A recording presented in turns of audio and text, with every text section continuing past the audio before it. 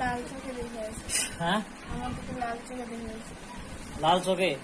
আচ্ছা, তার চোখের মধ্যে শাস্তি দেওয়া হবে, চোখের মধ্যে আগুন জ্বলিয়ে দেওয়া হবে আপনার। তোর চোখের মধ্যে আগুন জ্বলছে, জ্বলছে হ্যাঁ চোখের মধ্যে আগুন জ্বলছে। হ্যাঁ ভয় লাগে নাকি ওটা দেখে? হুম। হ্যাঁ, আচ্ছা। এই তুমি যদি বাঁচতে চাও তাহলে ওইভাবে বলো, তোমাকে এখন জব করে ফেলবো নাইলে আমি।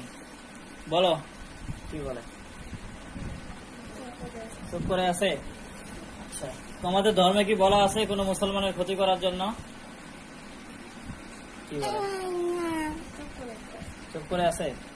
আচ্ছা, রব্বুল আলামিন এই জালিম জিনটার সাথে যদি আরো কেউ থেকে থাকে, সকলকে, তারা যেখানে থাকুক, পূর্ব পশ্চিম উত্তর দক্ষিণ, যে যেখানে যে অবস্থাতে আছে, তাদের সমস্ত প্রকার শক্তিকে ধ্বংস করে দিয়ে এখনই মোহাম্মদ সাব্বির রহমান খোকার সাথে চোখের সামনে এসে হাজির হোক।